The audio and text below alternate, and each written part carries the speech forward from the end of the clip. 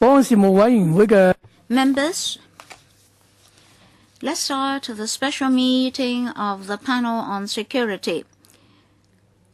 We've passed the scheduled starting time for a little bit. We've already formed a quorum, so let's start. Today's meeting.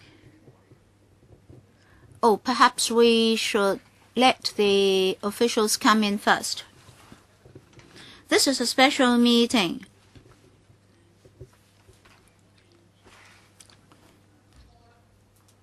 As a practice, at the beginning of the year,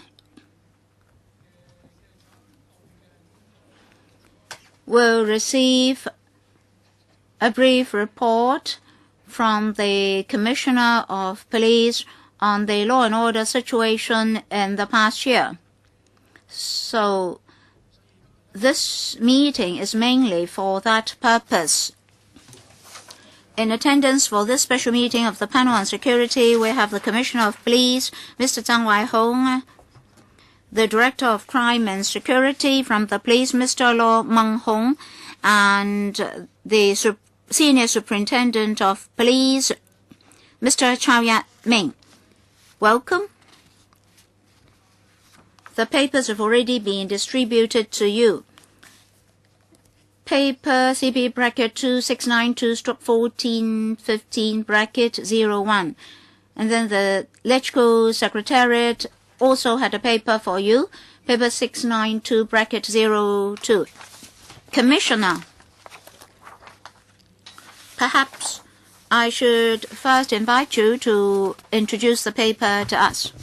Mr. Chairman, I'm very pleased to be able to attend the special meeting of the panel on security to report to you the overall law and order situation of Hong Kong in 2014. I believe you've already read our brief report and the charts and tables. I'll highlight the salient points to you. First of all, overall law and order situation in 2014, the situation continued to improve. The overall crime figure further dropped to 67,740. When compared with 72,911 in the previous year, there was a decrease of 5,171 cases or 7.1%. The overall crime figure was the lowest since 1997. The overall crime rate per 100,000 population stood at 936 cases, which was the first time below 1,000 cases since 1973. The detection rate of 2014 was 43.4%, similar to the 43.2% in 2013. There were 11,073 cases of violent crimes, a drop of 1,080 cases or 8.9%, a new low since 1971. The detection rate was 61.9%. For all the major crimes, we recorded a drop, mostly market drops. For those dropping or rising or dropping for more than 10%, miscellaneous theft, burglary, wounding and serious assault, criminal damage, serious drug offenses, triad-related crimes, pickpocketing, arson, and so forth. 100 cases including fraud, and then miscellaneous theft, wounding and serious assault and serious drug offenses had also recorded drops. Now I'd like to report to you the salient points. First of all, item 3, homicide, 27 in 2014, a drop of 35 when compared with 2013. If we take out the 39 related to the Lamma Island tragedy, there was a rise of 4. All detected, 5 involve domestic violence, 9 homicide among relatives. Item 4, robbery, 309 cases, a drop of 191 cases or 38.2%. In 2014, we had no robbery with genuine firearms. About 60% were street robbery. And this is a new low since 1969 when we had records. In 1974, 35 per day on the average, and then now dropping to less than 1. Burglary, 2,700 cases, a drop of 87.3 or 24.4%. Involving non-residential buildings, a quarter, 668. For residential buildings, 3/4, a drop of 25%. We detected 384 burglaries, arrested 405 persons. Among the arrestees, about 9% were mainlanders. Almost all of them were committing crimes as visitors. Loss of over $500,000 in luxury buildings, 45, similar to 2013, mainly in the Island District and Eastern District. Also a new low. Wounding and serious assault. We record a new low since 1981, 5,629 cases, a drop of 534 cases or 8.7%.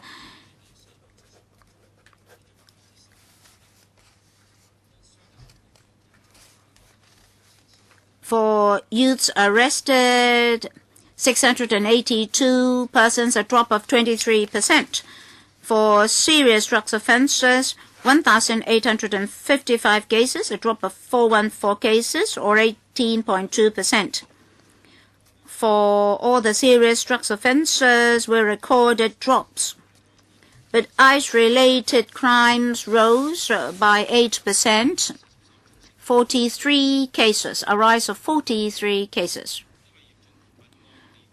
And arrestees, a drop of 546 persons, totaling 2,422 persons.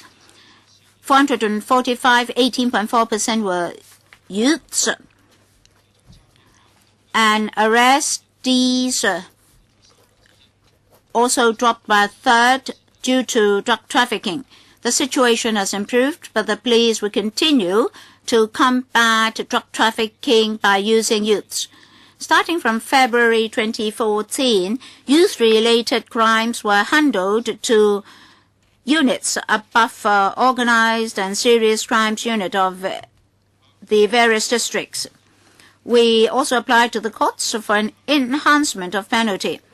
By the end of the year, 13 members of syndicates were arrested. As the effect was marked, in July last year, we extended the policy to those between 16 to 17. And at the end of the year, there were 6 persons arrested as masterminds. In 2014, we got 2 cases in which the court enhanced the penalty. As for hidden young drug abusers, we continue to liaise with various sectors of the community to enhance social alertness to drug taking by youths at home and to alert parents to such hidden young drug abusers. We would like to enhance parental ability in identifying drug taking by their children. So we try to let them see the drugs involved. In between September and October 2014 in the Jockey Club Drug Resource Center in Admiralty, we had an exhibition celebrating the 60th anniversary of the Narcotics Division to enhance the public's understanding. Item 8, criminal intimidation. There are 1,862 cases, a drop of 96 cases or 4.9% compared with the preceding year.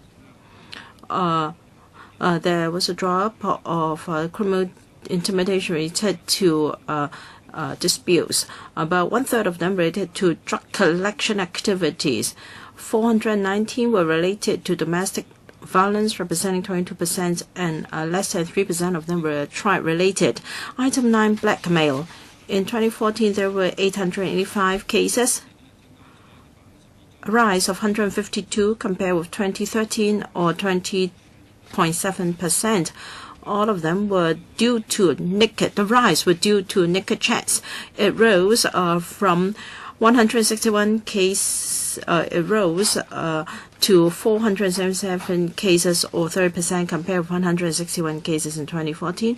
And the amount of property laws rose by 1/3, and one case involved over $100,000 for naked chats, because cross-boundary is a kind of cross-boundary crime, and it's also not easy to detect them. So we'd like to step up publicity to warn the public, and will enhance liaison and cooperation with our counterparties across the boundary. We've made use of our website. On our YouTube and our police website, we have got an information platform to let the public know the latest modus operandi. On the 1st of January this year, we set up the Web Security and Commercial Crime Investigation Division. We have a team of 180 officers. We believe this new investigation branch can help to detect crimes such as naked chat, blackmail. It will investigate and also carry out forensic investigation. And with other law enforcement agencies and government departments, we will enhance cooperation. And through public education and publicity, we will help to enhance public awareness. Item 10, rape, is also a record load since we have set up record. In 2014, there were 56 cases, a big drop of 64.7% compared with 2013. 55 of the cases, or the majority of them, were detected cases involving strangers, amounted to 3, of which 2 were detected. There were 10 cases when the victims were raped after drinking. Indecent assault. It was also a record low in 2014. There were 1,115 cases, a drop of 348 cases, or around 24%. Indecent assault cases in public transport also dropped. 55% of them happened on the MTR, but we have seen an improvement in this area. Item 13, thefts. There were 28,596, a drop of 3,002 compared with 2013, or 40%. They counted for about 42.2% of the overall crime, and they, in addition to shop theft, with the exception of shop theft, we saw a drop in other major theft cases. And there was also a drop of 2,000 cases in this area. Personal belongings taken because of carelessness, there were over 10,000, but there was a drop of 5,000 odd cases, a drop of 10%. We will continue to publicize an anti-crime message. Pickpocketing, a drop of 390, a drop of 26%. Snatching, a drop of 265. Snatching of mobile phones, 36.6%. We have a step-up petrol in black spots. And then in 2014, we arrested a few culprits. Item 14, deception, 8,800 odd cases, up 1,300 odd cases, or 17.9% compared to 2013. Significant increases were seen in social media deception, online business fraud, and telephone deception. There were 1,239 cases, an increase of threefold, and most of the cases were related to an instant communications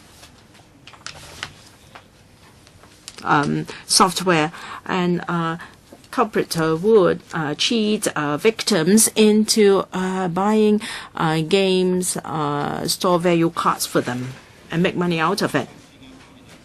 Online business fraud, 2,775 cases, up 64%, $14 million lost. And also online selling and buying also involved. There were 2,200 odd telephone deception, up 8.5%, about $45 million lost, up 17%. Unsuccessful cases, 70% of them were unsuccessful. Slight improvement over that 60% in 2013. And people are asked to guess who the caller was, and 54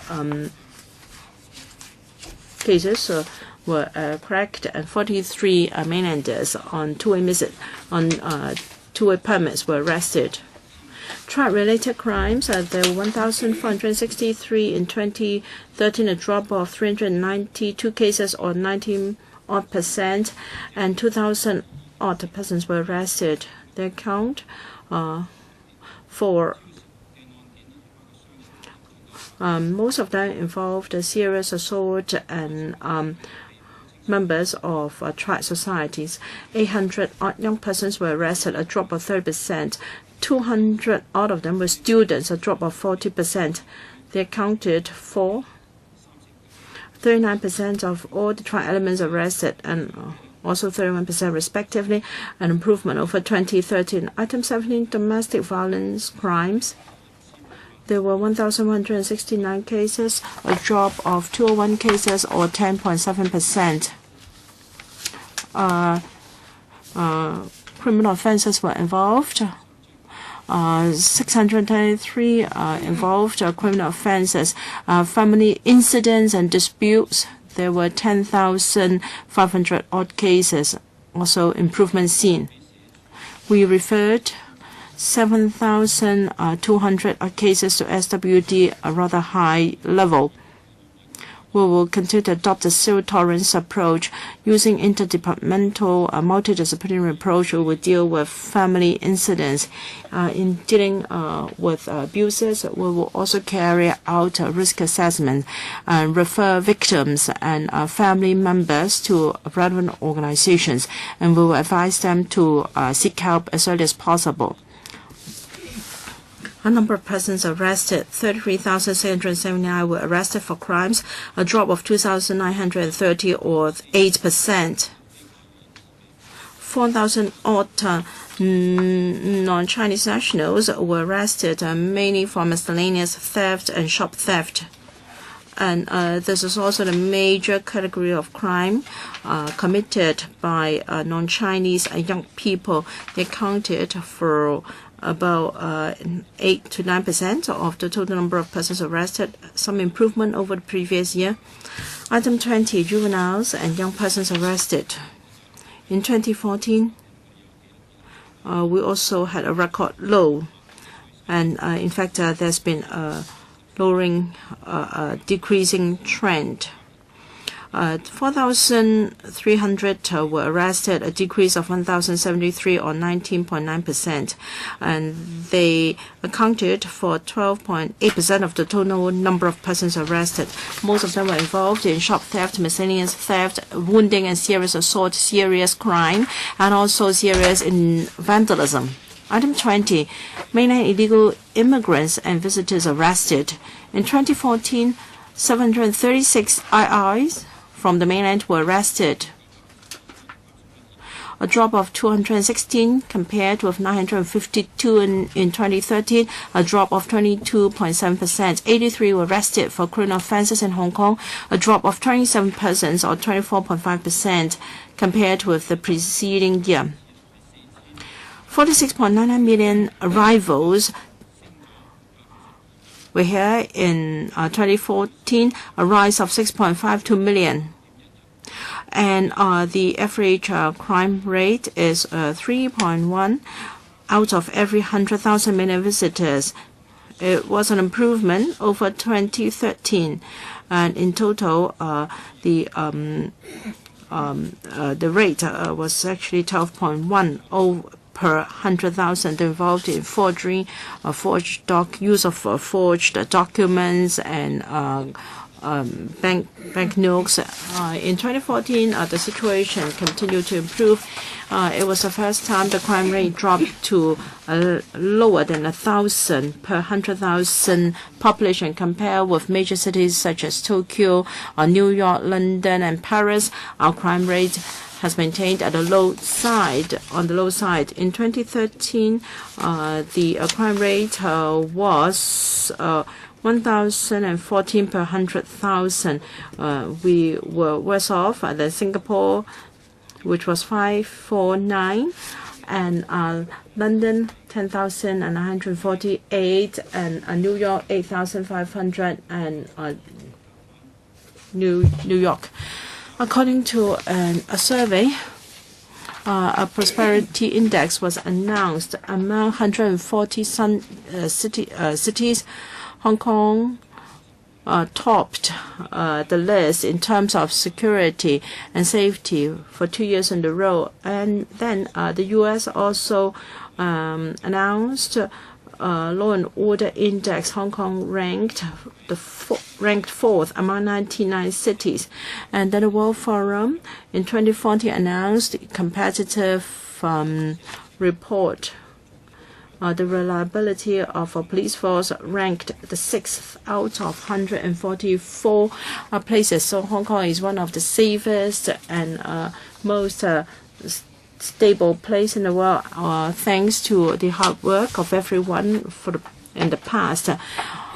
Citizens are law-abiding, and our police force can discharge their duties effectively, and there is cooperation between the force and also the community. We hope that the community can continue to support us. Thank you. 咁咧就剛才處長都向大家就住20項嘅有關。Just now, the Commissioner reported to us the law and order situation for 20 items. Since 1993, this is the first time we recorded an overall crime figure of below 1,000 cases per 100,000 population. Now, who would like to speak, members? Dr. Chang Lai Wan, Mr. Kwok Wai Kang, Mr. Chan Kam Lam, Mr. Kenneth Leung, Mr. Leung Chi Chung, Mr. James Toll, Dr. Elizabeth Kwok, Mr. Charles Mock, Ms. Emily Lau, Claudia Mo, Ms. Sid Ho, Mr. Christopher Chung, Mr. Paul Dare, Mr. Chen Chi Chin, Mr. Leung Kwok Hong, and Mr. Ma Fong Kwok, Mr. Yu Si Wing, Dr. Priscilla Leung. Any more? Mr. Wong Kwok Kin. Here, I've already got 19 members. All right. Questions and answers, including views, 4 minutes per member. Dr. Chang Lai Wan. Thank you, Chairman. I have 3 questions for the Commissioner. First of all, I see that the overall detection rate for 2014 was 43.4%. That means 56.6% had not been detected. Is this similar to those in the past? Is this also similar to that of other jurisdictions? Secondly, I can see that for non-mainland visitors, that means visitors from foreign jurisdictions, the number of arrestees rose by 14.1%. I'd like to know, for these arrestees, were they mainly tourists? And what were the crimes committed by them? And then I can see that for item 9, blackmail, And item 14, deception. Cyber crimes were increasing. Commissioner, in terms of legislation and law enforcement, do we need to enhance our effort? Commissioner? Thank you, Chairman. First of all, for the detection rate, for a prolonged period of time, the detection rate was maintained at 40% and arrest rate between 60 to 70%. Depending on the nature of the crimes involved, the detection rate may vary. For non-Chinese arrestees, I'd like to report two figures to you. Non-Chinese locals and non-Chinese visitors. For non-Chinese visitors, they mainly committed a number of crimes. Possession of firearms. Well, some of them carried stun guns with them when they crossed the boundary, but our security measures are very strict. Even if stun guns are found in their cabin luggage, even for cross-boundary or transit visitors, that's also a crime. And then for shop theft and miscellaneous theft, the overall crime rate for visitors is similar to that of the overall population. As for visitors, the arrestees were mostly from South America, some also from African countries. For cyber crimes, law enforcement is one, publicity and education is another, legislation is a third. By legislation, do we only want more powers for the police? The greatest difficulty is evidence collection by our investigation colleagues. For cyber service providers, the ICPs or ISPs or cyber game providers, we need to collect records from them. But of course, different jurisdictions and companies have their own policies.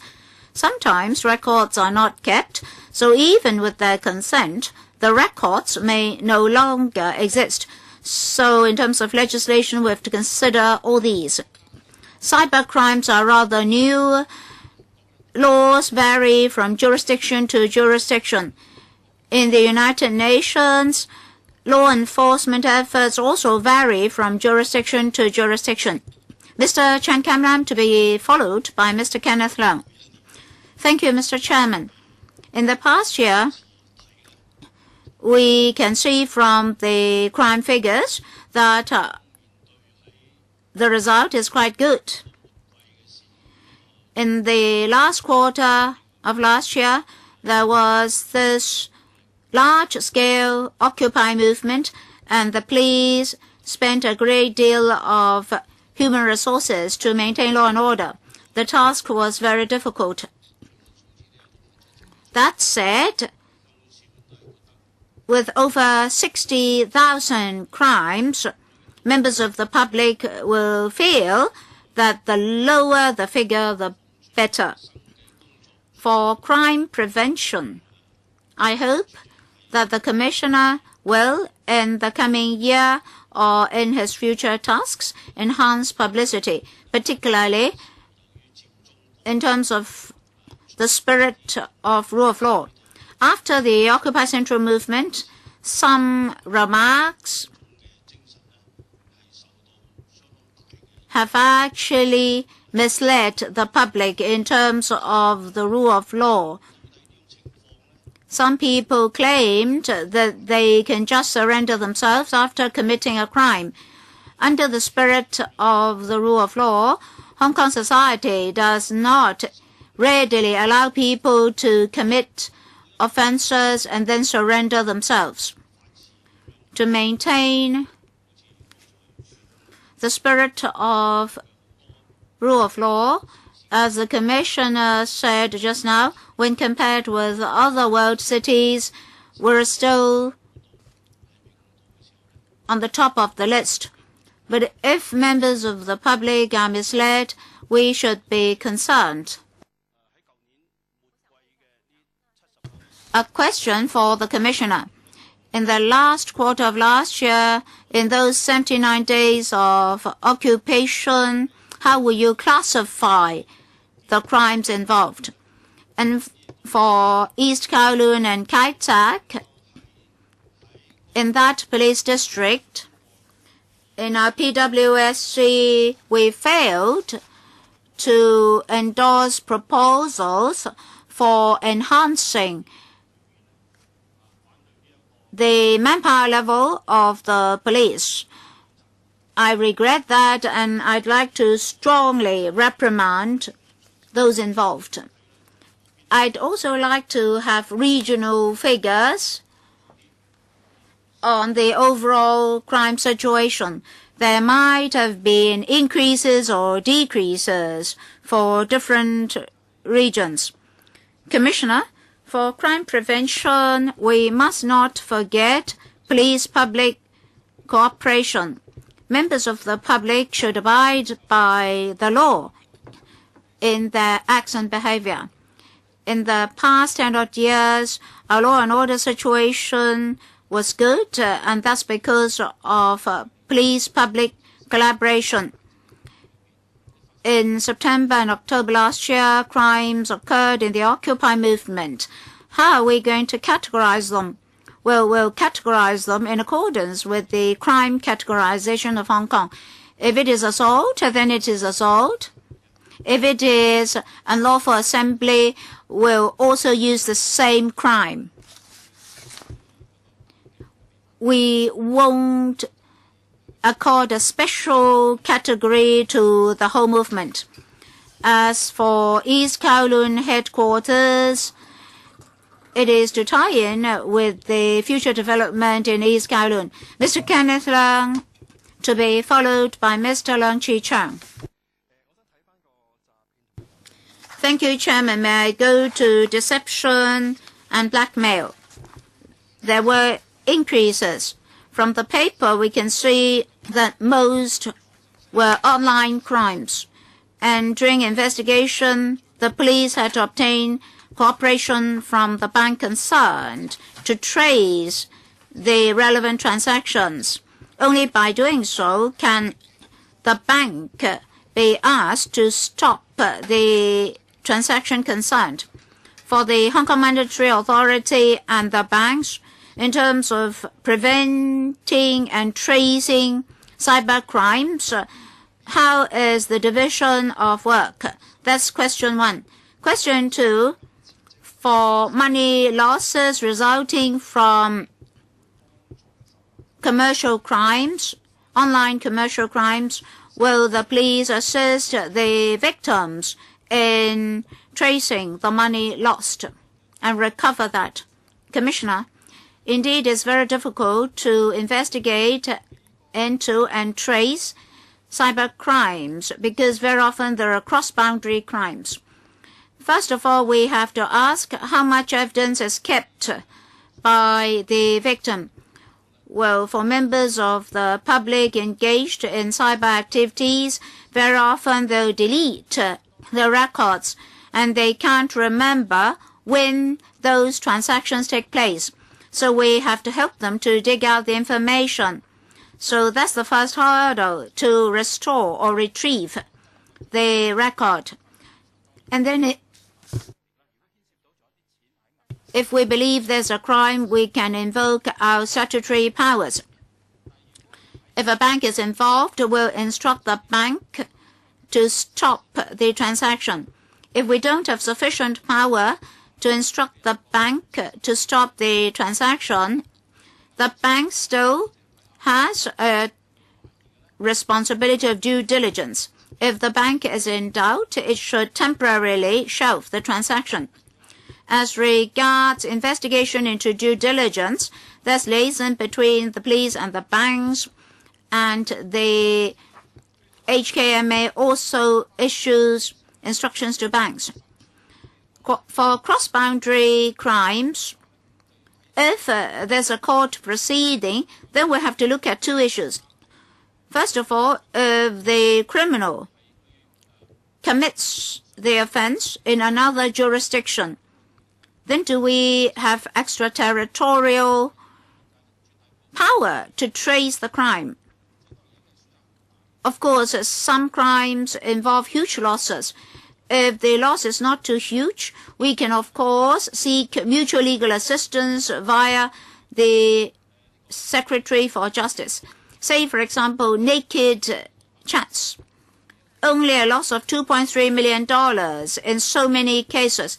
If you ask all those jurisdictions involved to trace these cases with minor losses, it will be very difficult. So the best solution is to warn the public not to fall into those traps.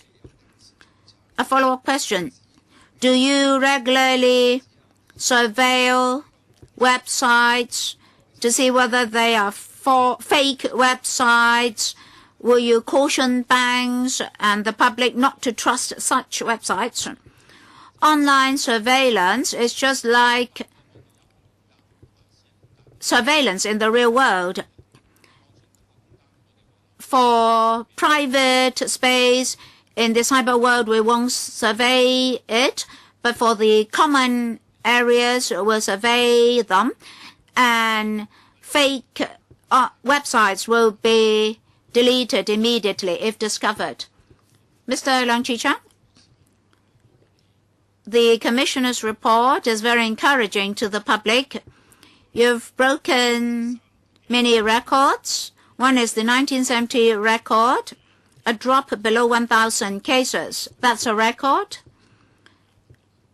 And other crime figures have also dropped.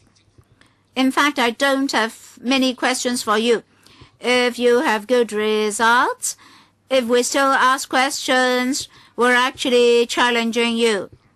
Now, crimes are ever dropping. But I see that in society, often there's a group of people asking you to step down. Maybe you tell us your feeling as the Commissioner of Police when you're asked to step down. Our colleagues, as well as some members of society, often commit crimes, but afterwards they ask you to step down. Your achievement is very marked. Crimes are dropping, so there is this social conflict. Is it a difficult job? I mean, the job of the Commissioner of Police? Well, I won't say anything personal. Maybe I should say something about police image amongst members of the public. Of course, different members of the public may have different views. And just recently, we got the 79-day Occupy movement. Let me cite this as an example. Well, there were both supporting and dissenting views for the public or for the movement. For the police or the movement. If you resort to unlawful means to air your views and aspirations, then maybe you support the movement, while the others will support the police. We'll only follow the laws of Hong Kong. We won't consider so much how members of the public think of us and how high our popularity rate is. Mr. James Ho. Thank you, Chairman. I'm concerned about deception in the financial services. The loss ranged from a few $100,000 to a few $1 million, and the modus operandi is that usually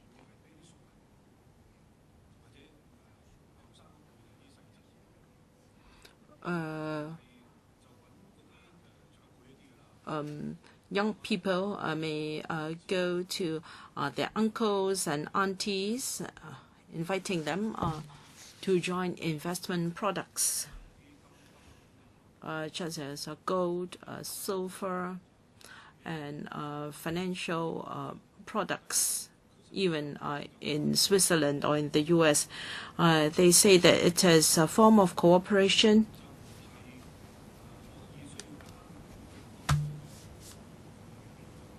And that it is not a kind of regulated product. It's not like I ask you to invest in stocks and shares. Now, if I claim to be a broker, I, of course, have to be licensed first. So it is a kind of financial investment companies. Victims are quite numerous in number. Some of them have reported to the police. And the loss per person is quite substantial. $100,000 or a few $1 million is a big sum to an ordinary member of the public. So in the first few months, they may tell you that you have yielded 20-30% in your investment, and then ask you to increase in the investment amount. I'd like to know whether you have done any analysis so that you can step up publicity. Or even come out to tell the public the details so that they will not be cheated. Thank you. I think he is talking about on scam cases. We heard of such cases overseas from time to time, and also a couple of cases in Hong Kong. People are cheated into investment schemes with very high investment yield, and then sooner or later the scam may go bust, and leading to substantial loss on the part of the investors. And a few years ago, there was a major case overseas where a celebrity was involved. In Hong Kong, we have fewer such cases because most investment products in Hong Kong are regulated. So our advice to investors is, if you want to invest in anything, first you ask whether it is a regulated product. If not, then you have to be mindful of the risks involved. Mr. To is talking about investment, private investment. Hong Kong is a free place, and we don't know what you have invested in outside Hong Kong, in Switzerland or other countries. Regarding the MO modus operandi, well, on scam. No, Chairman. No, I'm not talking about on scam. They know one another. I'm talking about people who know each other. So you have to be careful. You have to ascertain whether the person is a registered investment advisor. If not, you have to think twice. Chairman, I hope that the police can produce an API involving real cases to alert people. Otherwise, people may not easily grasp the idea. Or I will use our platform to, our publicity platform to do this. Ms. Elizabeth Quat. Thank you. We are pleased to see that our law and order situation has continued to improve with a drop in the crime rate, and we must express our appreciation for the professionalism of the police force. Now, for our Kowloon East region, the project is not yet approved. I'd like to know whether that will affect the upgrading of the Tseung Kwan O Police Division, whether there will be any impact on the law and order in Tseung Kwan O. And in your statistics, there is no mention of gambling, because in the community, in public housing estates, for instance, there are very often illegal gambling. They will have someone on the watch out, and then they will disperse when police come near, and then gather again afterwards. As regards rapes and indecent assaults, I'd like to know whether there are sufficient guidelines to protect victims of sex crimes so that they will not be subject to other they will be hurt a second time. For instance, can it be prevented that they don't have to give statements time and again? And can they apply to give evidence under behind a screen? Regarding the project involving Kowloon East region, the application is not yet approved that will indeed affect the development of Kowloon East region. We plan to upgrade Chung Kwan O Police Division into police district, but there must be office space. In the current Chung Kwan O Police Station, some colleagues of Kowloon East region are working there. We will see whether there are other ways to move colleagues of Kowloon East region to out of Chung Kwan O Division. The most ideal position is for LegCo to approve our application as soon as possible. Because Kai Tak is a new development area, Shama Ping Anderson Road and redevelopment of Kwun Tong, these are new developments that require us to reorganize our police efforts there. And Kowloon East region is an important development for us. And as for organized illegal gambling, I think we've been rather successful in cracking down on such activities.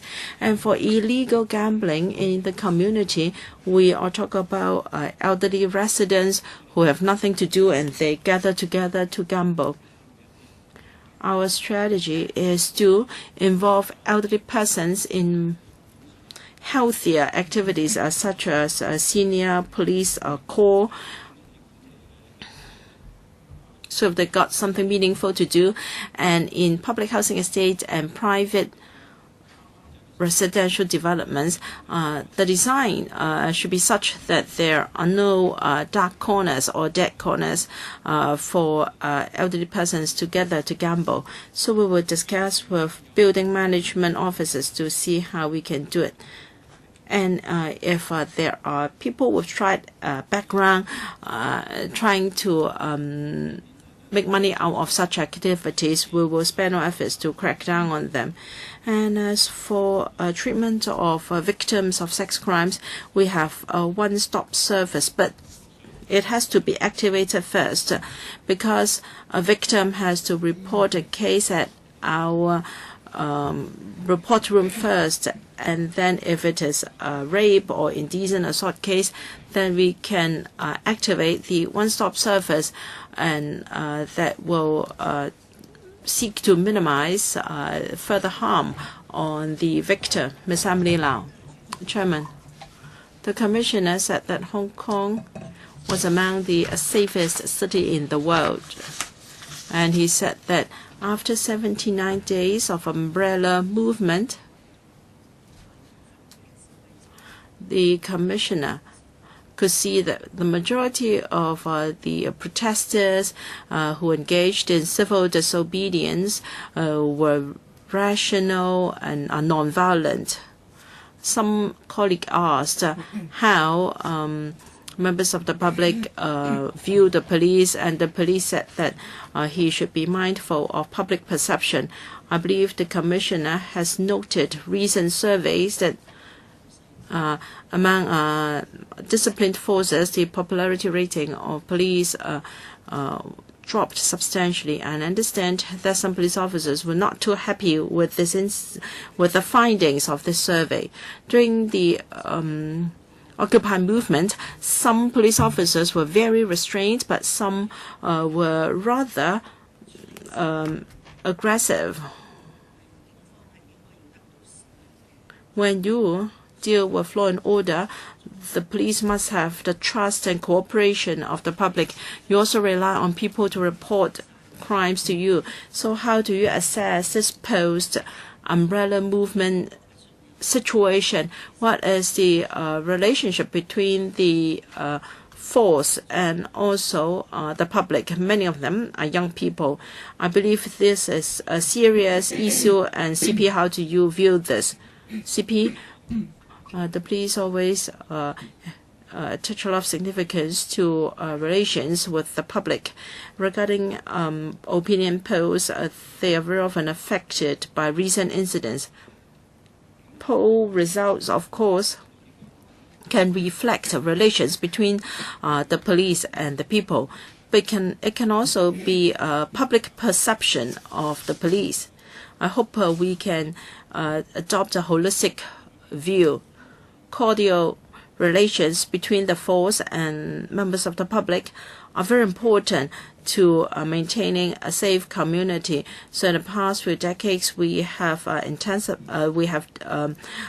a lot in this area. We have built up trust between the public and the police. I think that is the major reason why we have seen improvement in law and order. We have cooperation with people of different age groups in the community. For instance, we have a junior police corps, which is one of the biggest. Chairman, I hope the CP can be focused, given time is limited. Under your leadership, relations between the public and the force has deteriorated substantially. It was not the case with previous CPs. Please allow me to complete my reply. Well, perception is one thing, but what is the real situation? We have cooperation with ethnic minorities and with different sectors and different age groups. And I think this forms the basis of police-public relations. Perception is important, of course, but on the condition that the police believe that people can be law-abiding and public believe that the police can act in strict accordance of the law. How come mutual trust is lost now? Well, mutual trust about trust between two parties. I think I've made myself clear. Ms. Claudia Mo.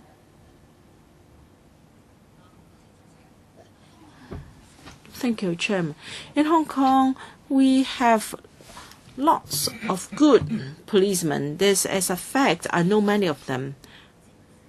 The problem is, in the umbrella movement, the government has used the police force to deal with political issue, and the police force have been put on the spot. Is there something wrong with the management of the police, because you have put our frontline officers on the spot in a very difficult position? I once helped in improving police public relations, but now the situation has deteriorated. But I don't want to pursue any further. You think that you are number one in the class, and yet the public don't want you to continue to be the class monitor. Now, if police public relations has gone wrong, you must face up to the problem. A few questions for you. Number one, that case involving police officers beating a member of the public up in a dark corner. Why was the progress so slow?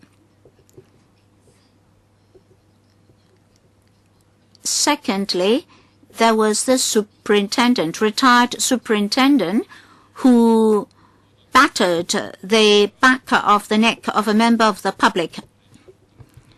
Commissioner, all along the police has been observing the laws of the SARG. When we enforce the law, we have no political consideration. We did not resort to the excuse of law enforcement. Well, I didn't say you. I mentioned the SARG only. Well, Ms. Claudia Mo asked about two cases. One is already under criminal investigation, and we started work on the other complaint as well. I asked about progress. Well, progress is related to the nature of the case as well as the degree of cooperation of the complainant.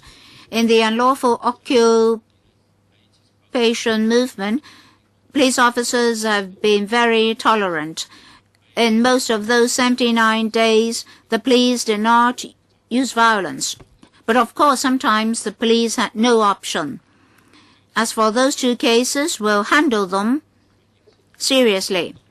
For complaints and crimes, we would like to complete our investigation work as early as possible. Mr. Chairman, I'd like to pursue the case in which the member of the public was beaten up by police officers in a dark corner. The Commissioner mentioned cooperation on the part of the public.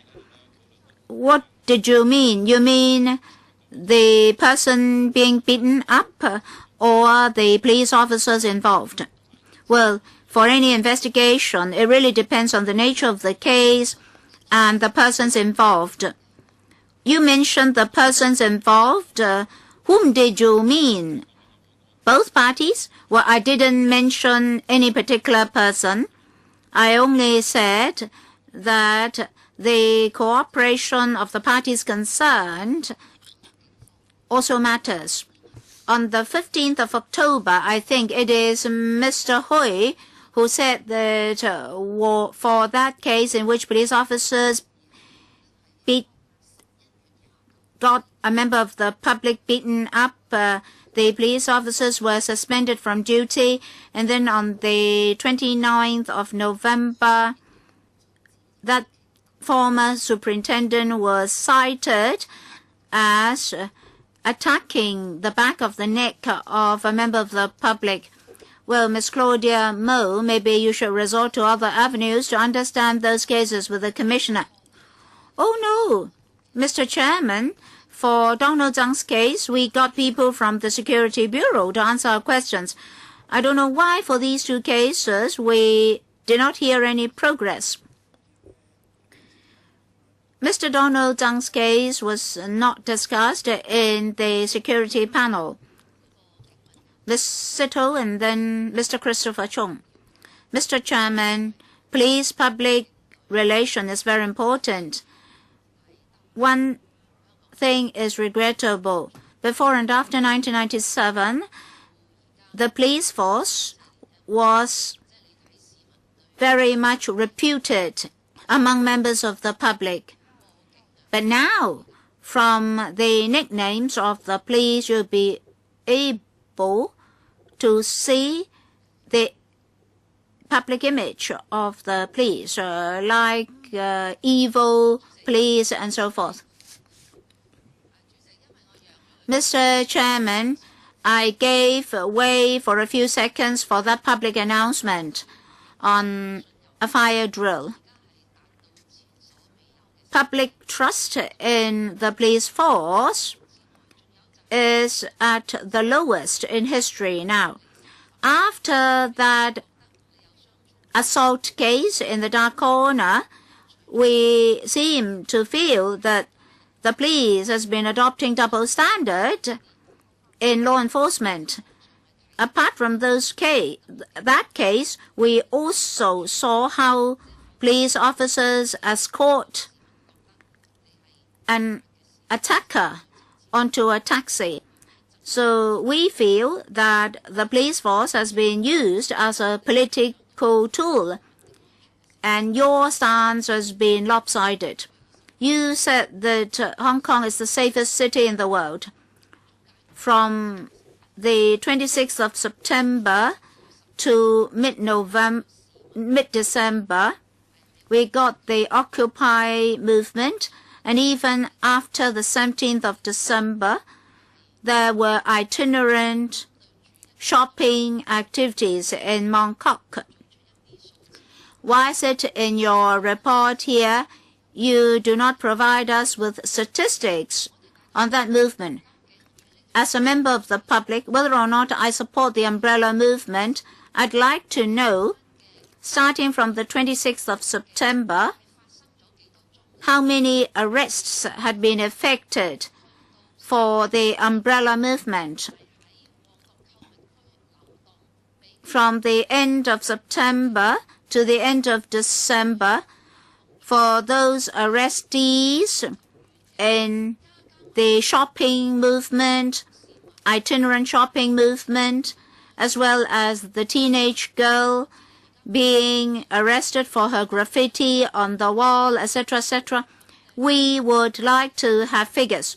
Even if you're not giving us the figures now, we'll pursue them later.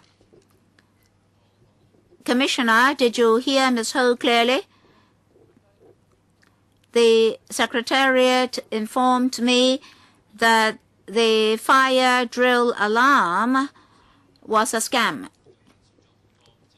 Commissioner, just now Ms. Ho cited allegations, the sources of which are unknown.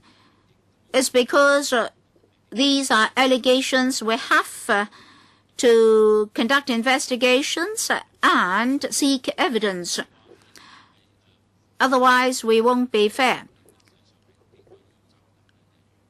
I think if there is a protection order issued for a young person, the police is duty-bound to protect the teenager, and the police is duty-bound to apply for such an order to the court wherein where necessary.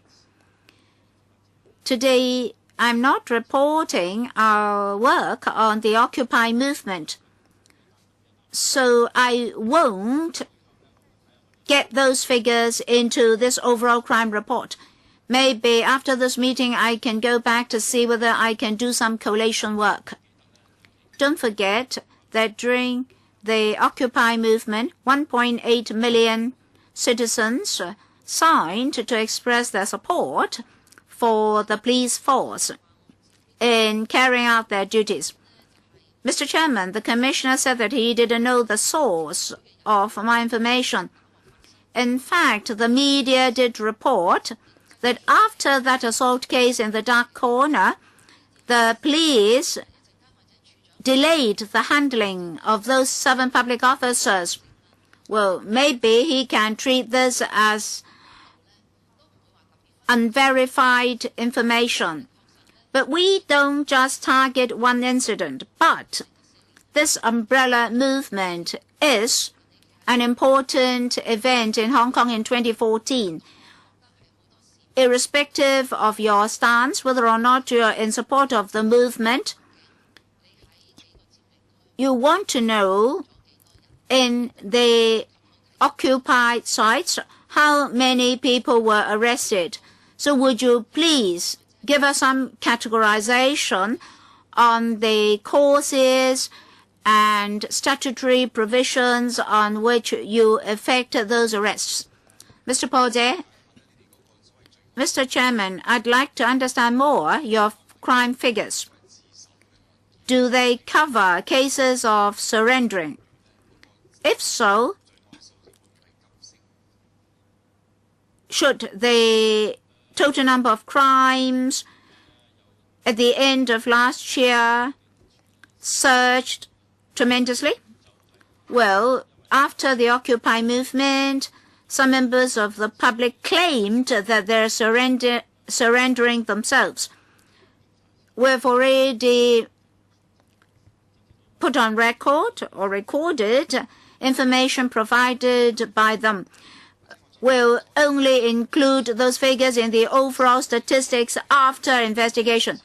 So when will those figures start to emerge in your overall statistics? At the time of charging? At the time of prosecution? Or what? Well, if there is a victim, that is not the government, when the victim reports to the police, we start to record the figures. Now, if the victim is the government, then we'll have statistical records starting from the time of charging. So that you mean the time of charging or the time of arrest? Can you immediately put the cases on record? No, if the victim is the government, we start from the time of arrest. That means in the last quarter of last year, you should have a lot more cases of unlawful assembly. Well, as I said, we've not yet started follow-up investigation into many of the surrender cases. So we didn't have so many unlawful assembly cases. I'm concerned about police records, be it number of crimes, detection rate, police ability or capability to cope, and so forth. I'd like to know to what extent you're affected. Let me say this. The 79-day Occupy movement did involve a great deal of police strength, and police officers had been transferred from many other districts to serve this movement. So they put down some of their work. Many people took part in the Occupy movement, but the number of persons formally arrested is still very limited. Investigation is still underway, and we have actually taken some colleagues from various units to help with investigation in the hope that investigation can be completed as soon as possible. Commissioner, in the coming year, will resources for crime detection and police capability be affected in the coming year because of such investigation? Well, if we have to do A, extra A, then we have to give up B, or vice versa. Well, the Occupy movement may impact on the ultimate crime figures. So at what time will you decide whether or not to prosecute the persons involved? Well, we've actually required our colleagues to work overtime. Mr. Chen Chi-chun and then Mr. Leung Kwok-hong. Thank you, Chairman. In fact, the theme today is crime statistics. So I also have those observations of Mr. Paul there. Just now, the Commissioner said that statistics will be counted at the time of arrest. Well, what if the person is acquitted? Will the figures be cut out from the figures that you just presented to us? Because you can arrest 10 persons, 100 persons, 1,000 persons at your wish. So does it mean that you can control the figures? And then the Commissioner always said that the police acts in accordance with the law. But we did observe police officers breaching the law. However, the pace in arresting ordinary people, collecting evidence, investigation, etc., is much quicker than the same for police officers. As far as I understand, those police officers involved in that case are not being arrested. Now, can we have some statistics for police officers committing crimes? For example, there were indecent assault cases in police stations. In recent years, has there been a rising trend or a declining trend? In North District, Yuen Long and Tuen Mun, we saw all these parallel goods trafficking or activities, which impact on the public even more and disturb the public even more. Sometimes it's because of insufficient law enforcement on the part of the police. The public had to help. For example, in Tuen Mun, in Yuen Long, we saw more serious problems resulting from cross-boundary vehicles. And for these parallel goods traders, they even threatened ordinary members of the public by telling them they could identify their look. So the security guards were also worried. First, I must correct one thing about statistics. I said that if a victim that is a member of the public came forward to report a crime, then it will be counted towards our statistics. However, if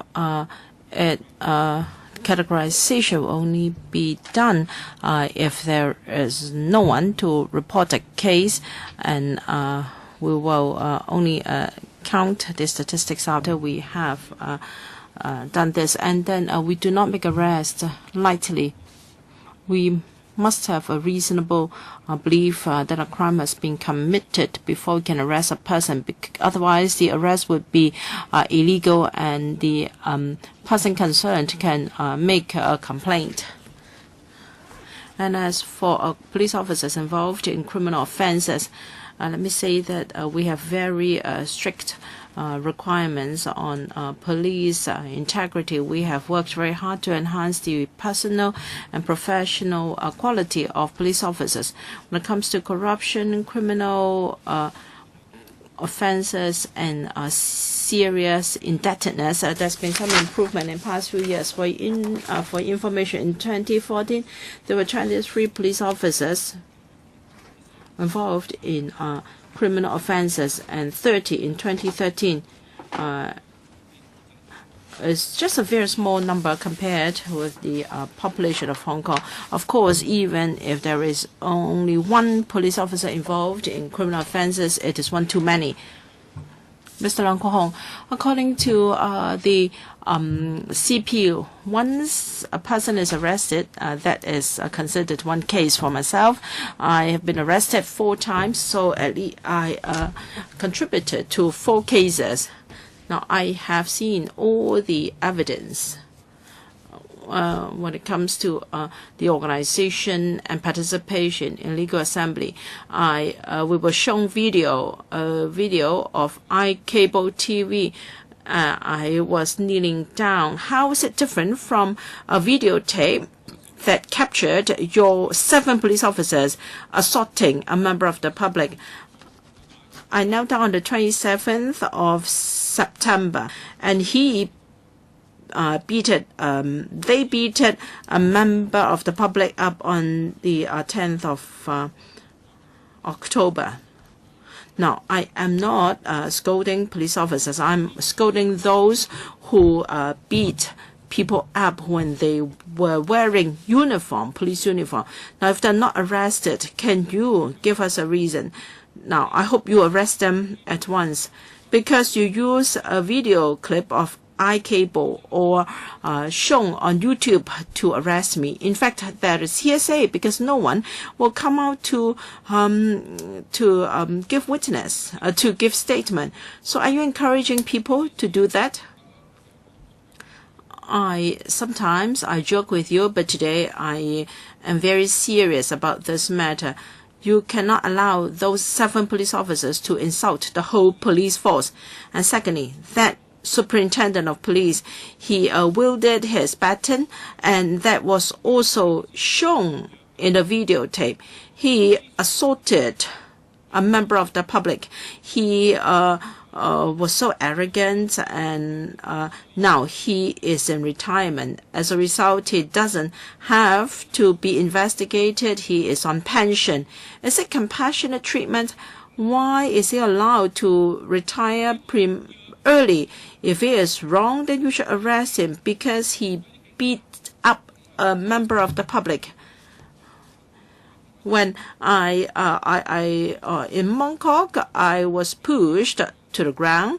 I hurt my elbow. I never complained because it was during a scuffle.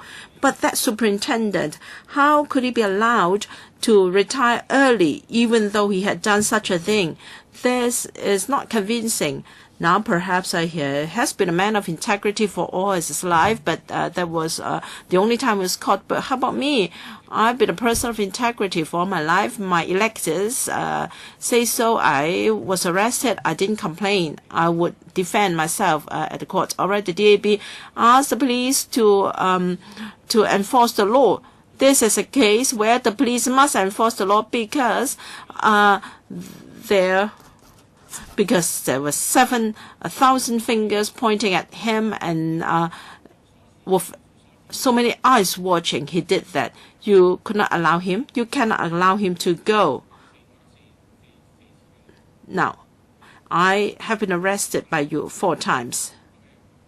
Well, I was prosecuted even though I defended myself when I was assaulted. Now, I am just sounding out this injustice. The 7 police officers must be prosecuted because there is prima facie evidence. Let the court vindicate him if he is innocent. And so the same applies to that superintendent. You should do this for the 2 cases. You should have left time for the CP to respond. Do you give him time to respond? Mr. Yu Xiwei. Thank you. There was a substantial drop in the number of crimes last year. This is something we must recognize. We have to recognize the good work of the police in the whole year. In particular, in the police handling of Occupy Central, the police was able to use minimum force to handle the situation. Now, I'd like to ask a question in relation to the figures. There were 5,000 odd cases less in 2014 compared with 2013, and the detection rate was more or less 43%.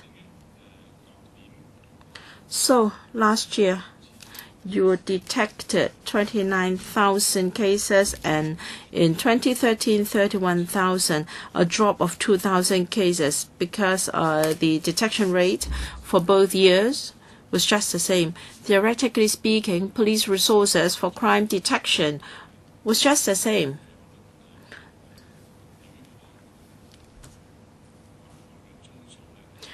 Because the number of cases was less. So last year, if you could detect 35 cases, that would mean a 3% increase in detection rate. So how come in 2014 the detection rate was just the same?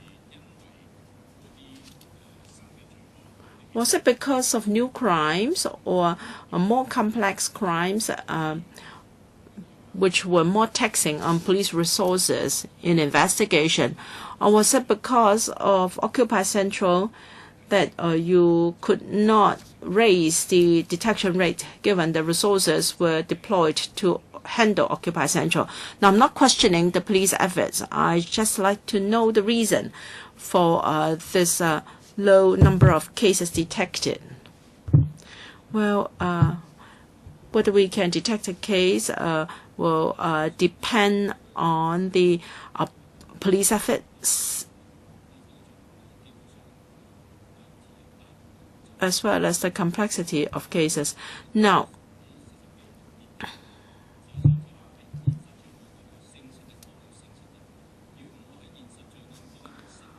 if there are more now to increase the detection rate, there must be an increase in physical crimes. If we have more cyber crimes, then the detection rate cannot increase. And for to detect a case, it doesn't mean that once a case, that after 10 hours a case can be detected. It's just that for some cases we've come to a dead end. Now, for all categories of crime, we will keep an eye on the detection rates and we will see whether there is any big fluctuation. If it is, we will try to find out the reasons, the cause, and we will take compensatory measures.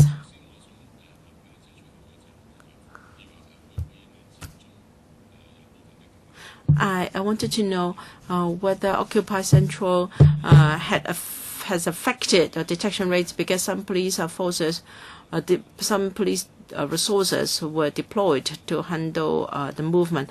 Well, I mobilized a lot of CID officers to handle Occupy Central, and I can't be too sure whether that had an impact on our detection rate or not. Mr. Yu Xiwei? Thank you.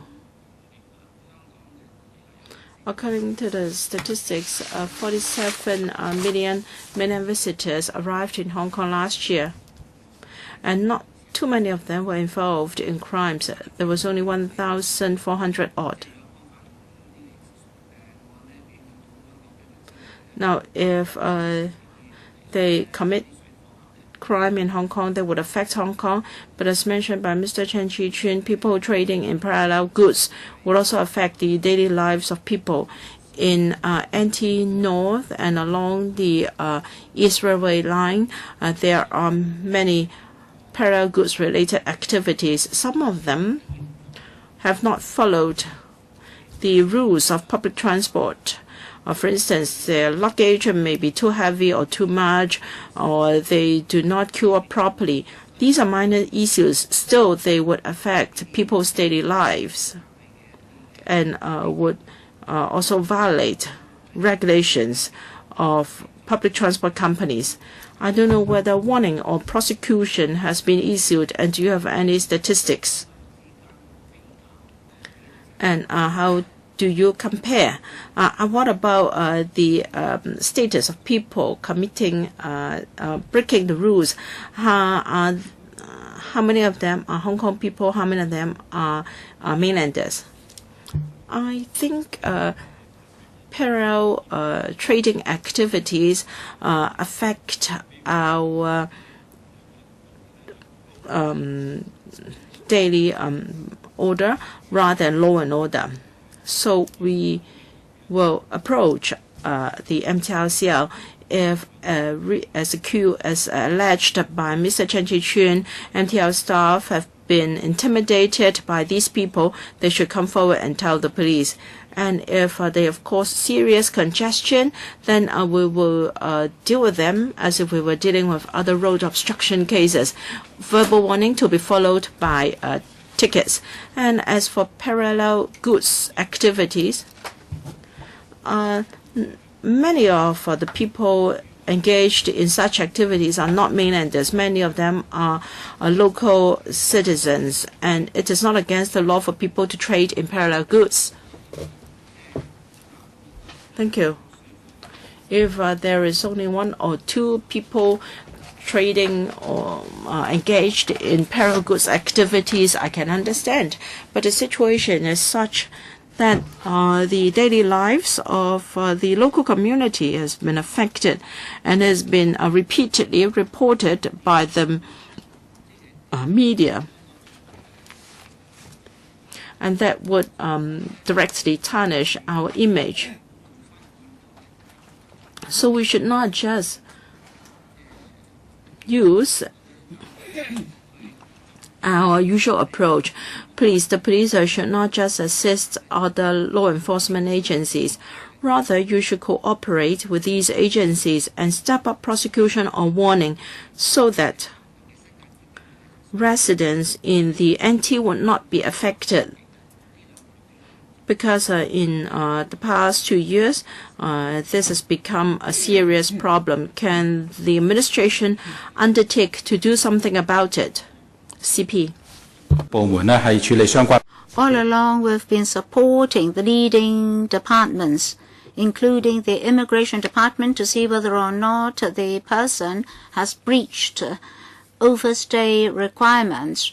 We also supported the FEHD in their operations. As for the police, I have to say that we have our own priorities. We cannot set aside the more important tasks in front of us. So we have our own priorities. Dr. Priscilla Leung and then Mr. Wong Kwok Kin. In 2013, the Occupy movement trio stated their purpose of launching the movement. That's to paralyze the government as well as the police force. The police force has performed excellently given those objectives because the instigators right from the very beginning wanted to paralyze the police force. So the police force is the target of that movement.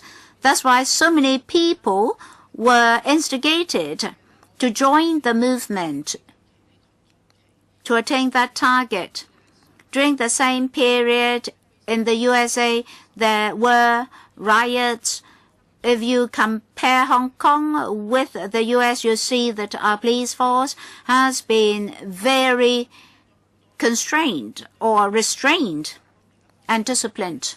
May I turn to another aspect?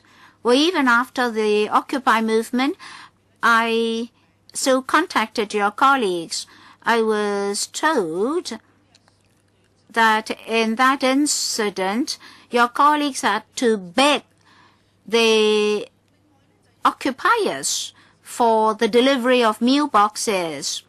Many of your police officers are very young. They're in their 20s. And some occupiers deliberately provoked them.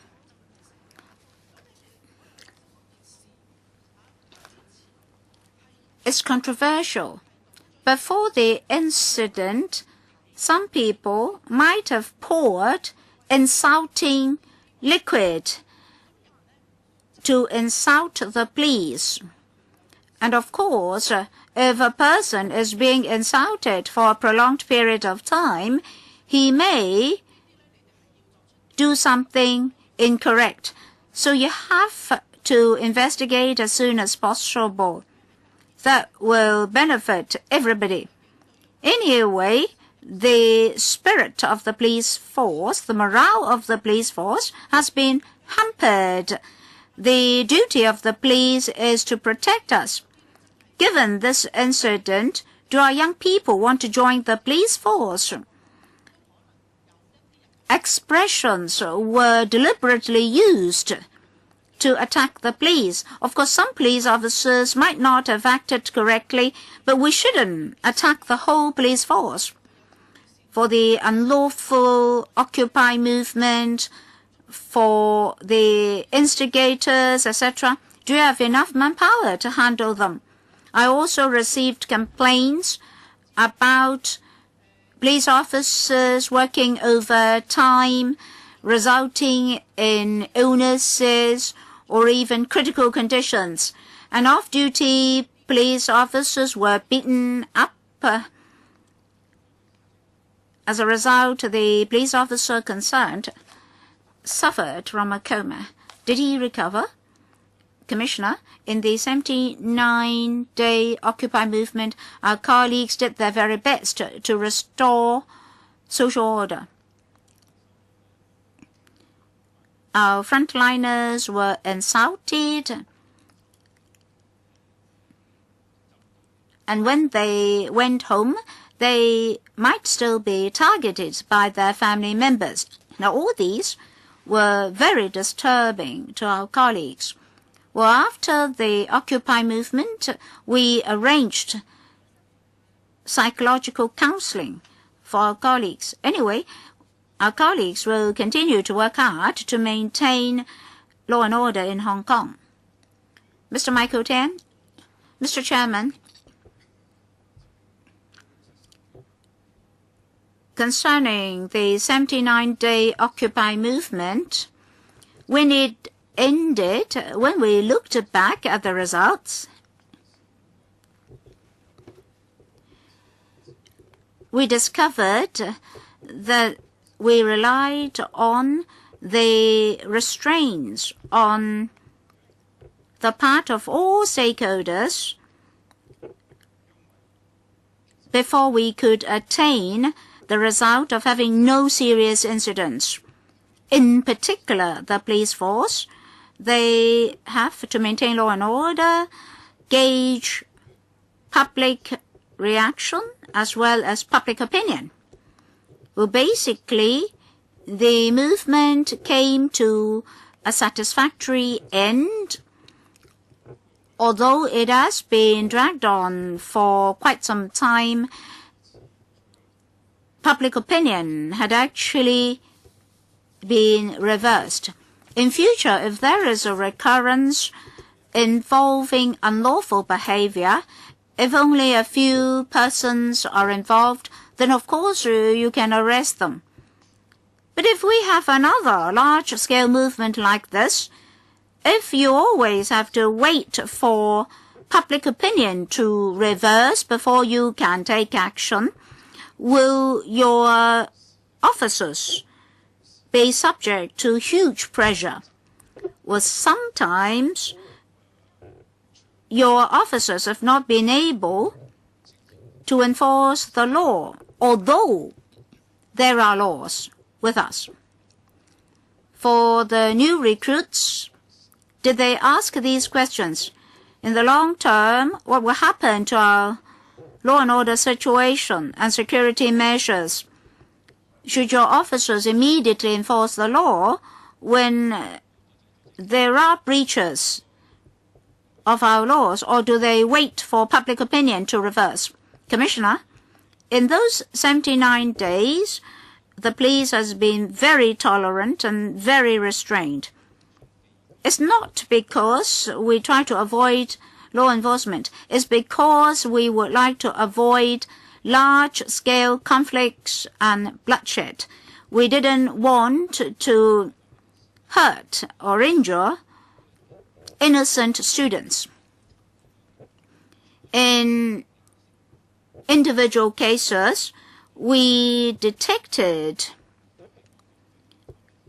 this non-law abiding mentality. Well, even recently, we still saw unlawful itinerant shopping activities. Such may recur in future. Of course, the police will draw conclusions from the recent movements such that in future we can handle similar incidents effectively. But what should our position be in future? Should we tolerate similar behavior? Should society,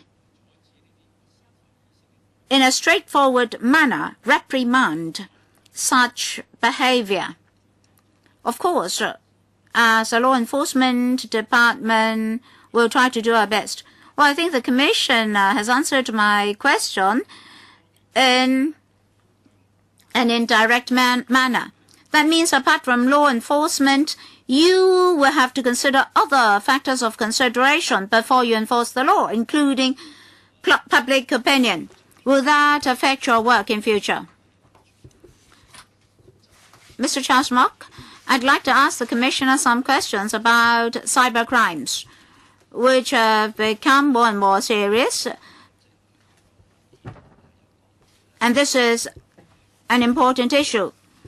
The Commissioner said that he would require the assistance of the online service providers. Yes. And in the past, some service providers told me that different police officers and different districts may have different requests for them. So sometimes they just didn't know what to do. Sometimes they're told, oh, if you don't give me this equipment, I'll take the whole equipment away. But the service providers did have huge difficulties because sometimes there are a great deal of particulars of individuals stored in the equipment. So I think you should have some mechanisms for both the police officers and the service providers to follow. I understand that progress in that regard has been slow. Can I have some responses from the Commissioner? The service providers would very much like to cooperate, but under certain circumstances and in individual cases, they just didn't know what to do. Now, I'd not like to mention individual cases. So maybe you should improve the mechanism concerned such that there can be smoother and improved collaboration. Commissioner, that's why we set up a dedicated investigation unit for cyber crimes. To effectively combat cyber crimes, the cooperation of the sector, the industry, is most important. And we've also procured some equipment. If we have to seek assistance from service providers, we do it through a centralized unit in the headquarters. And then that centralized unit will approach the online service provider concerned and then come back to the headquarters. Such a process has been helpful. And after the establishment of that dedicated division, we have enhanced our liaison with online service providers. In particular, we promulgated a protocol to facilitate the provision of assistance by the industry. A simple follow-up question. Well, the Commissioner mentioned that division to be set up. I believe very soon he'll go to the relevant subcommittee of this council to seek funding. So let me say this here. We understand that the workload of that particular division will rise. We're not asking you to disclose all information such that even the unscrupulous elements will know how to guard against your measures and strategies. What I'm saying is that members of the public and LegCo members may not have enough knowledge on cyber crimes. So, for you to win support from LegCo members for that division, you have to enhance your degree of transparency such that experts and LegCo members understand the significance of the task. Dr. Fernando Cheung, Mr. Chairman, in the past 3 months, Hong Kong experienced the largest ever political movement in history. That's the umbrella movement. Civic disobedience was involved, and big crowds of the public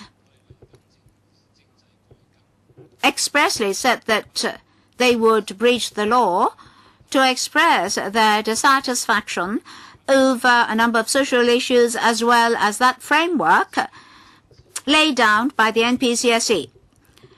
That's difficult for police officers. They have to remain neutral. At the same time, they have to enforce the law and maintain law and order in society.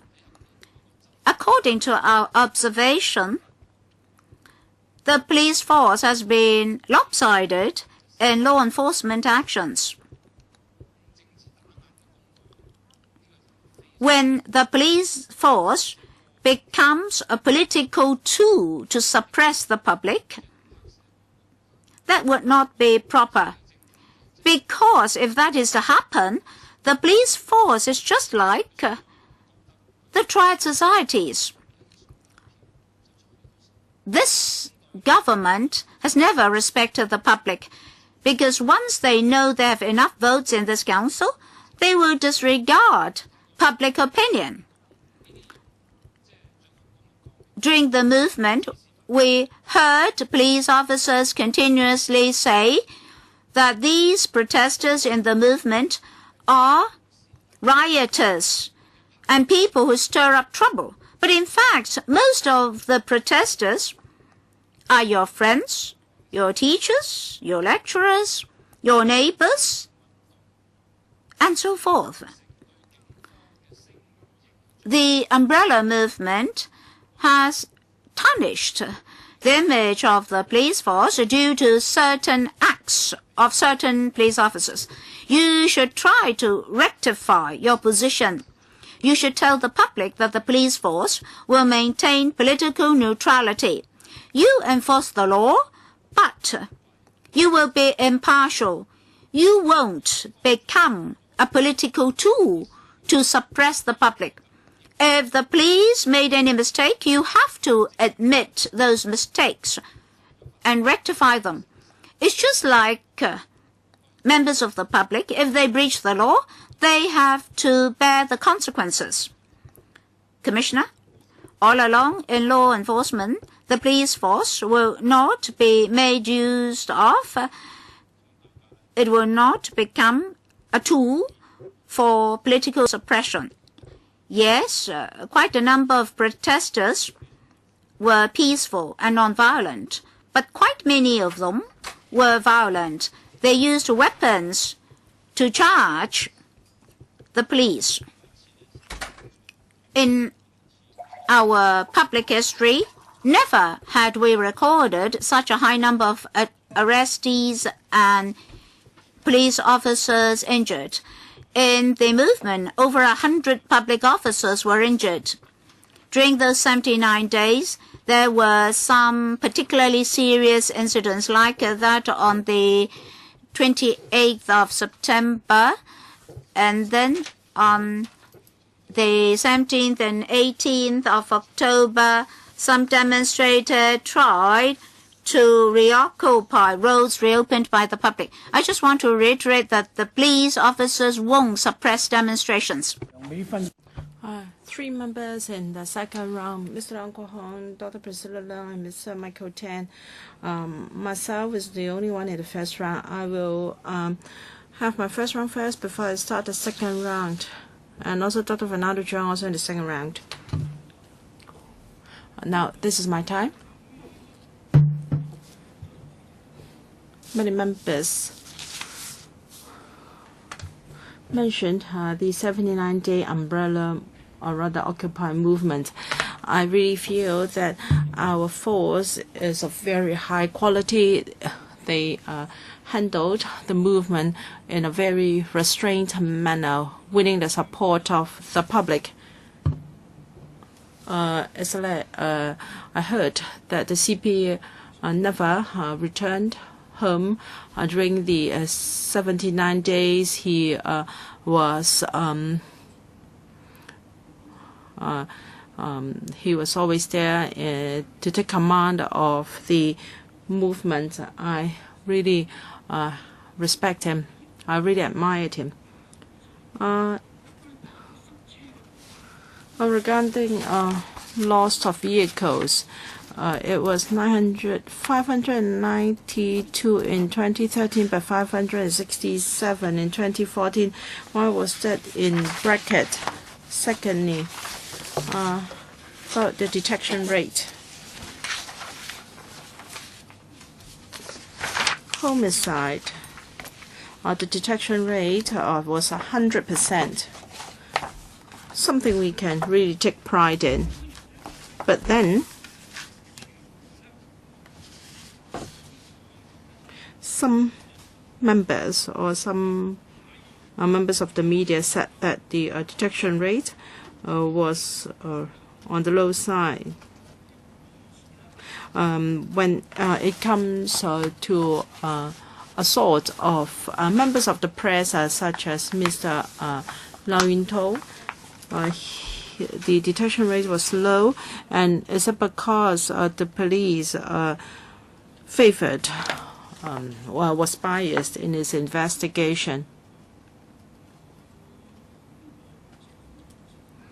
And the kicking of bail, for people who refused bail, you release them unconditionally.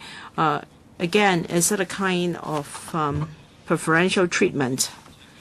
Well, lost vehicle, sometimes people will just drive the vehicle away but come back and put it down.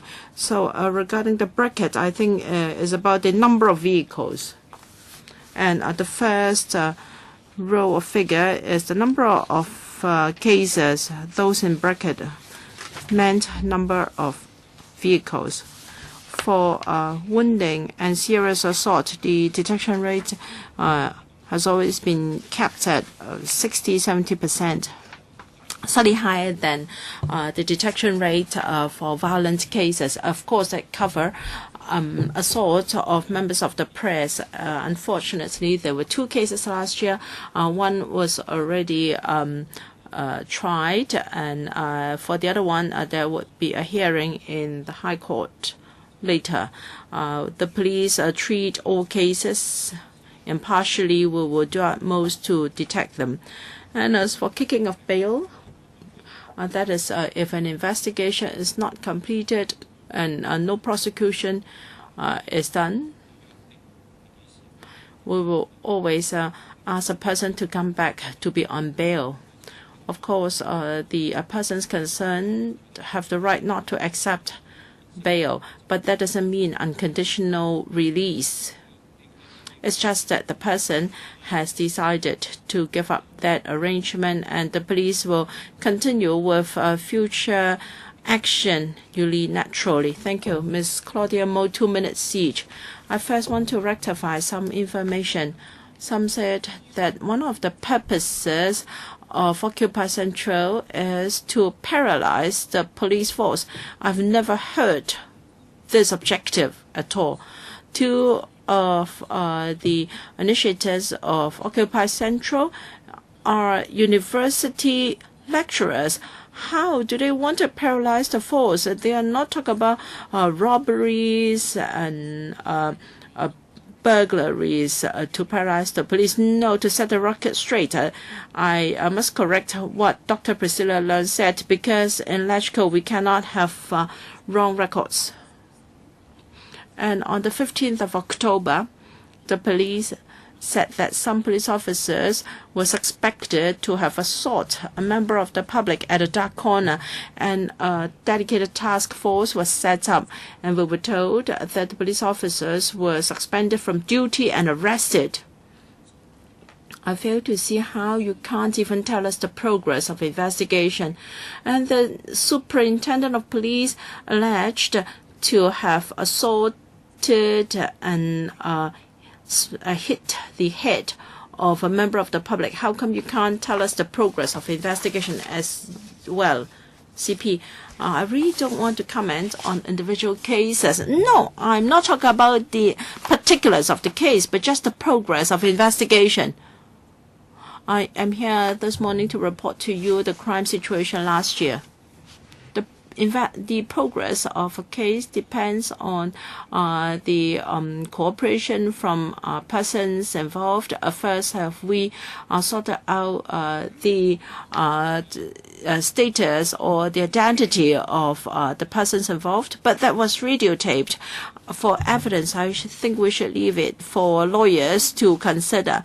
The police would certainly not procrastinate. Dr. Priscilla Leung, well, the first time I saw it was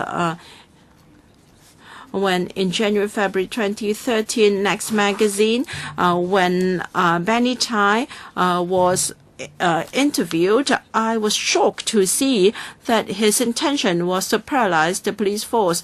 Well, you can ask Benny Tai yourself. And Claudia Mo, please, when you speak, find out the facts. And you can also ask your assistants to check the information, then you can get it right. He said that there were only 28,000 police officers in Hong Kong and 10,000 persons in Occupy Central. Then they could paralyze the police. I doubt whether Ms. Claudia Mo has done her homework. So please show some respect and check the internet. I was shown this magazine by somebody, and it was the first time I learned that Benny Tai had gone to that stage. His purpose was to paralyze the police, so people in Hong Kong would not allow him to do that. 1.8 million people came out to stop it from paralyzing the police force. I had a lot of questions to ask, but people are so biased. I've received complaints from some police women that when there were a mass in the confusion, some were also indecently assaulted, and they cried and they wanted to resign as well.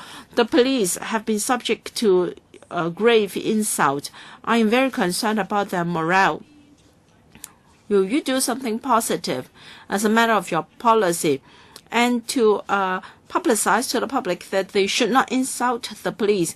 In other countries, if you insult the police this way, things would really go wrong. And in Hong Kong, the police are really restrained. Mr. Chen Kam-lam.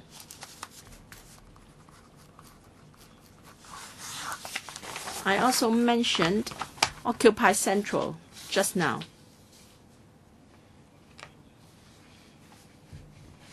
And according to the police, Occupy for behavior, Occupy movement, they were categorized into the crime statistics. Please, members. Mr. Chen, please make up for the lost time for me. This organized, premeditated, massive illegal activities. I'd like to know how the police will guard against them in the future. And the way you handled it was very professional. Still, the police was so tolerant. As a result, many innocent members of the public suffered loss. CPU told us that you would take 3 months to investigate and prosecute responsible persons. So what's the progress? We will carry out very in-depth and comprehensive investigation.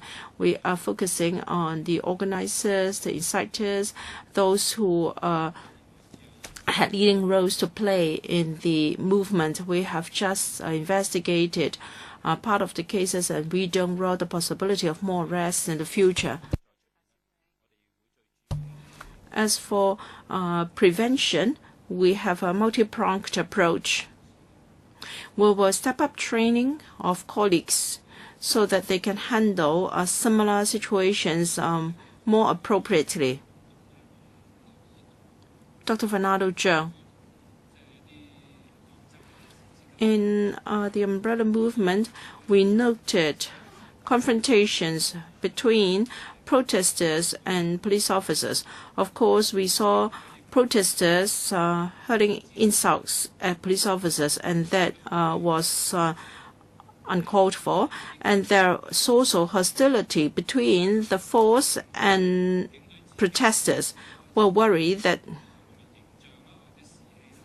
the morale, the image of the force, or may cause individual officers to resign. And for new recruits, they may be inclined to crack down on activists. And recently, I've heard that good guys or decent young men don't want to be police officers. That was a common mentality when we were kids, but now the force have gone through many years of professional training, and there is no reason why there should be a U-turn. So we are worried that good professional officers may leave the force, and new recruits might be more inclined to use violence, causing a change in the nature of the whole force. How are you going to prevent this from happening? How can you ensure that the development of the force could be brought back to the right track so that they can build up positive relations with the community instead of being confrontational to the public? CP.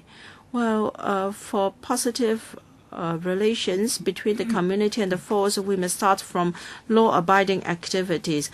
Now, if members of the public continue to express their ways in an illegal manner, how can the force enforce the law properly?